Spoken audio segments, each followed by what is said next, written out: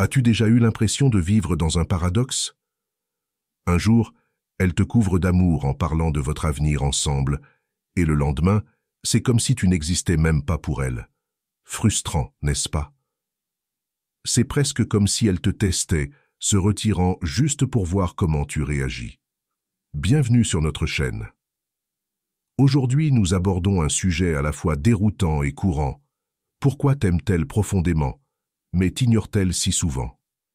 Si tu as déjà vécu une situation où ses paroles et ses actions sont constamment en contradiction, cette vidéo est pour toi. Nous allons explorer la psychologie derrière ce comportement et comment tu peux répondre avec l'esprit calme et inébranlable d'un stoïcien. Prêt à percer les signaux contradictoires? C'est parti. Numéro 1. Un désalignement des attentes. Un désalignement des attentes. Comment quelqu'un qui t'aime autant peut sembler aussi distant, aussi peu réactif parfois? Tu pourrais te retrouver à douter de son amour, voire de toute votre relation. Mais avant de sombrer dans le doute, explorons une possibilité que tu n'as peut-être pas envisagée. Cela pourrait être une différence dans la manière dont vous exprimez tous les deux l'amour. Un choc des langages de l'amour. Par exemple, tu es quelqu'un qui valorise les affirmations verbales.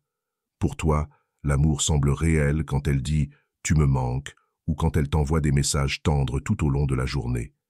Ces petites attentions te donnent un sentiment de connexion et de réassurance. Mais pour elle, l'amour est différent.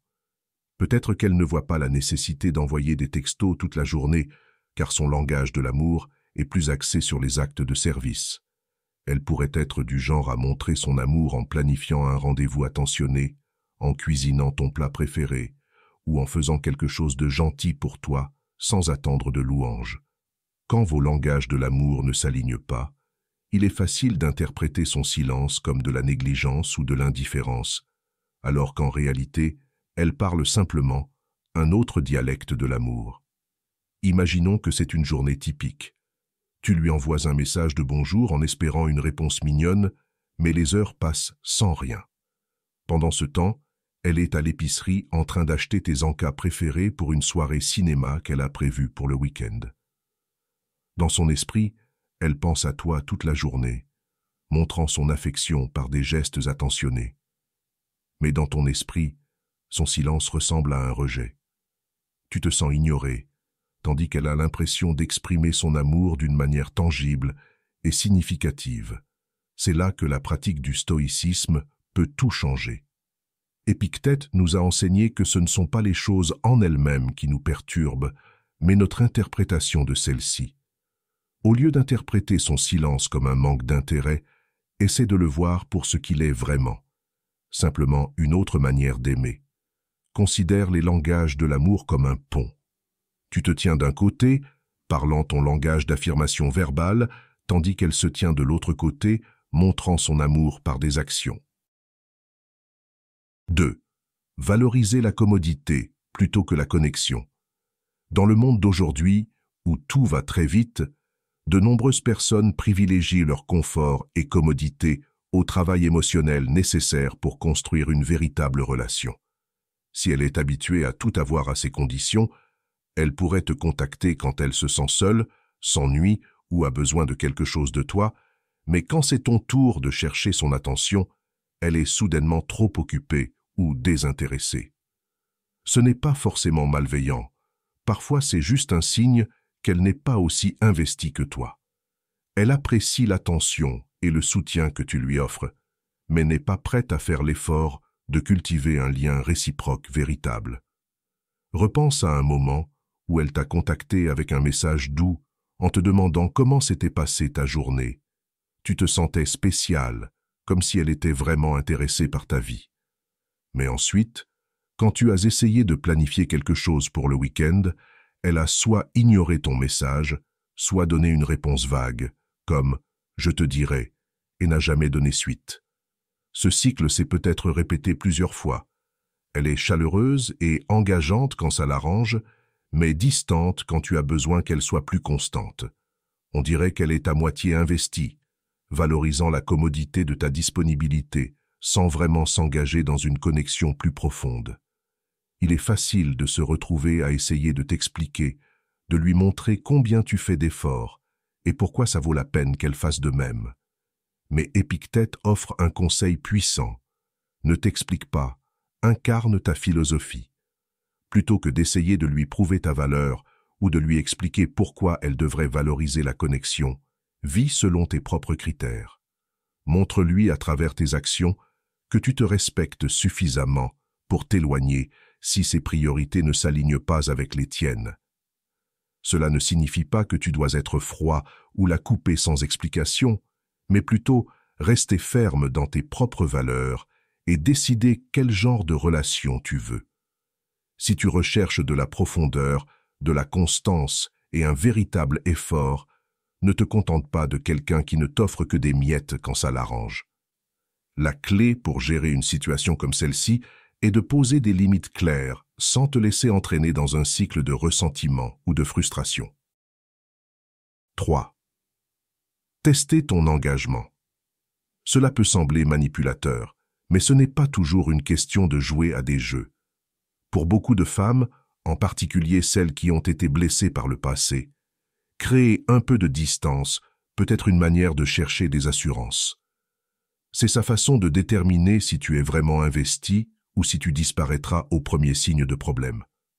Dans son esprit, si tu tiens vraiment à elle, tu resteras constant même lorsqu'elle ne te donne pas l'attention que tu désires. Avant de tirer des conclusions hâtives ou de te frustrer, considère ce qui pourrait motiver son comportement. Peut-être a-t-elle été blessée par le passé par quelqu'un qui lui avait promis de rester, mais qui l'a quitté lorsque les choses sont devenues difficiles. Ou peut-être qu'elle lutte contre des insécurités concernant la profondeur de tes sentiments par rapport aux siens.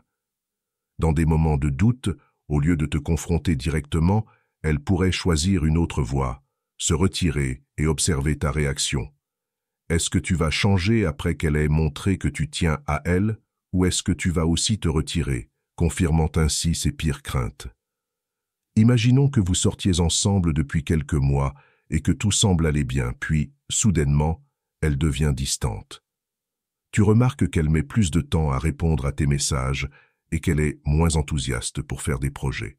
On dirait qu'elle te teste, et d'une certaine manière, c'est bien ce qu'elle fait.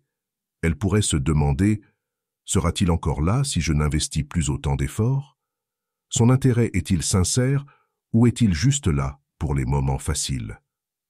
Son silence n'est pas un signe de désintérêt, mais plutôt une manière de voir si tu restes constant, même lorsque la relation traverse des moments difficiles. Dans des moments comme ceux-ci, il est tentant de réagir émotionnellement, d'envoyer plusieurs messages pour savoir si quelque chose ne va pas, ou d'exiger une explication pour son changement de comportement soudain. Mais Marc Aurèle nous offre un rappel puissant. La meilleure vengeance n'est pas de devenir comme ton ennemi. Bien qu'elle ne soit pas ton ennemi, ce principe reste valable.